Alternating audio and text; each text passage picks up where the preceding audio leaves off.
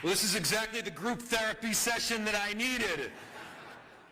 The defenders of parks and streets, which indeed is an honorable profession, we are now becoming the defenders of our republic and the defenders of democracy.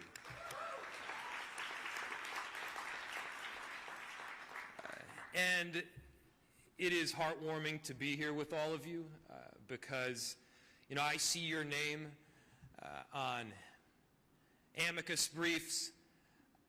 I see your faces on TV. I feel the support from across the entire country, and we recognize that one great American city is experiencing an invasion. That is an invasion on our democracy, on our republic, and on each and every one of us. And the fact that you all are standing up means the world.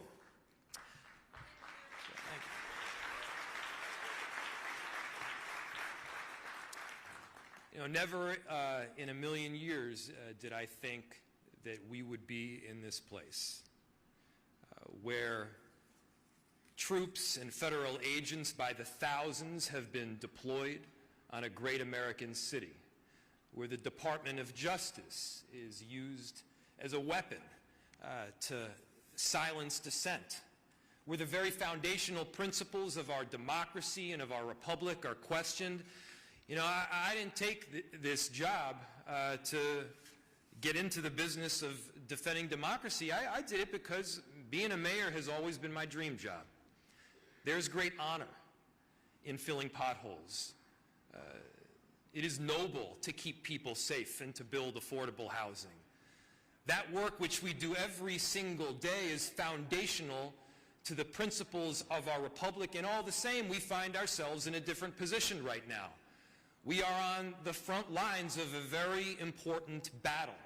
And it's important that we aren't silenced, that we aren't put down. This is not a time to bend our heads in despair or out of fear that we may be next, because if we do not speak up, if we do not step out, it will be your city that is next.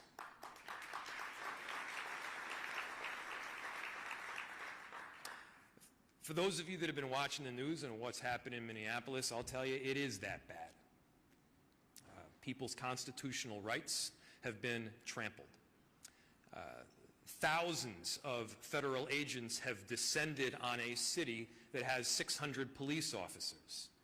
600 police officers and somewhere between 3,000 and 4,000 federal agents, ICE, and Border Patrol. People have been indiscriminately pulled off the street.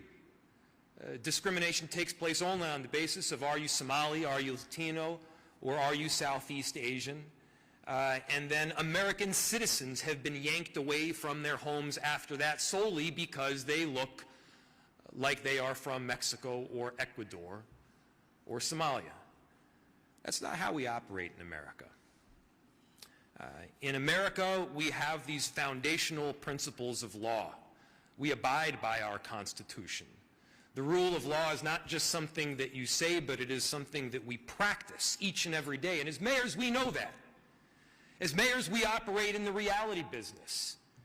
It is a reality that we've got to keep people safe on a daily basis. And by the way, we do that, partnering with a number of different jurisdictions, working with our federal government. In Minneapolis, we've worked extensively with the ATF and the FBI and the DEA, the U.S. Attorney's Office, to successfully drive down crime. And despite what you may hear on different media channels, crime is down in virtually every category and virtually every neighborhood of Minneapolis. Minneapolis is a safe city. It is less safe when chaos reigns supreme. It is less safe when families do not feel comfortable going to school or buying food at the grocery store because they're worried that their very family might get ripped apart. It is less safe when we have roving bands of agents marching down the street just looking for somebody who might be concerned. And I got to tell you, everybody is concerned when you have that kind of occupation. And so we've been very clear. The Operation Metro Surge needs to end. This kind of conduct and siege needs to stop, not just in Minneapolis. It needs to stop nationwide.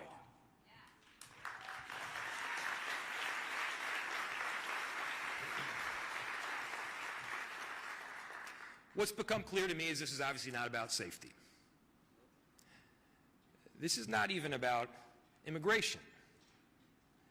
This is about silencing a narrative or a political position that differs from that of a federal administration.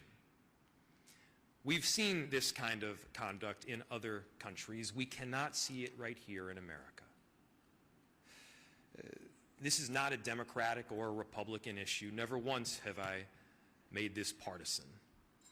This is a foundational principle of making sure that the endurance of our republic can continue on. It may seem like I'm talking too much on the macro level, or maybe this is a concerning thing to say, but I got to tell you, we're seeing it in our streets right now. And it is up to each and every one of us to partner together, to work together, to protect those ideals that we hold firm. The power of the federal government is awesome. The military force that they have, they got tanks, they got bazookas. They can lay siege on American cities with thousands of agents and even troops, far outnumbering that of local police department. In Minneapolis, we've heard them say that they will end this siege when we hand over voter rolls. We've seen them attack and invade not just with this occupation, but also with the Department of Justice being used as a weapon. They're investigating me and several other local elected officials, not because we've done something wrong, but because we have exhibited one of the core responsibilities that both I and you have as mayors. And that is the core and foundational responsibility to speak on behalf of your constituents.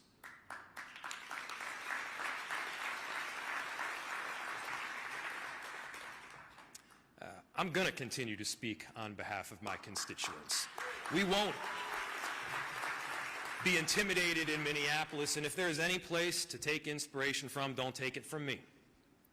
Take it from the 435,000 Minneapolis residents that call our great city home and the many more that come and go. Take it from the tens of thousands of people that have stood up and peacefully protested to say we love our neighbor, we care about our collective family, and we're going to do everything possible to keep them safe.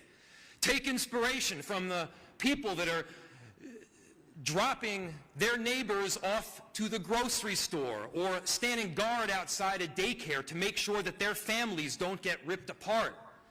Take it from the countless people that are exhibiting this foundational love of both city and, importantly, country.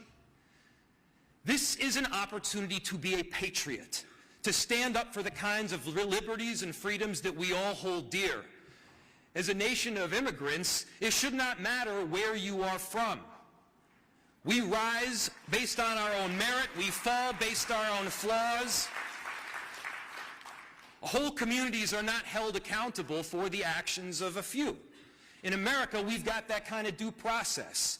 We got to stand by that due process where you actually have rights. Those rights are exhibited in the form of a court system. And the battlefield that we need to be operating on is that court system right now. Look, in cities, we have laws that we abide by. We have work that we need to do. And the reality is you can't exercise the extraordinary power that the federal government has to force nationwide outcomes on localized issues, leaving our own citizens as collateral damage in a hostile negotiation.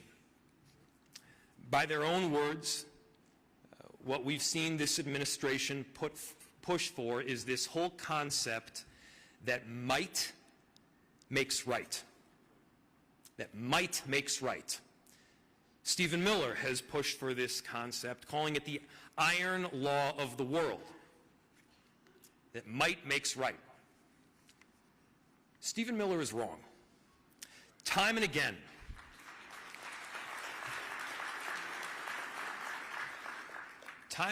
America has rejected the law of the jungle. Time and again, America has rejected this notion that might makes right. That notion and that belief that we are of something greater than simple. Mayors, we do not back down to bullies. We stand up for democracy. We understand that the common ideals that we hold are essential to the endurance of our great republic. This may not have been a battle that we signed up for. Each and every one of us entered public service for a different reason. Some of us entered to keep our cities safe. Some of us entered because we love to build affordable housing. Some of us entered because we care about climate. But now is also a moment where we all got to stand together. You have this unique relationship with the American electorate. This is more important than being a Democrat or a Republican. This has to do with our day-to-day lives, who we are as a people, who we are as a democracy, and who we can be as American citizens. Mayors have that important role. I know that you will carry it out, and I cannot be prouder to be part of this tremendous team. And so, on behalf of all of these incredible Minneapolis residents that are going through a very difficult time right now, to say the least, thank you. On behalf of the next city and the city after that that may experience this kind of invasion, thank you. We got to hold rock solid. We cannot back down. Our cities, our mayors are what will hold this democracy together. Thank you so much.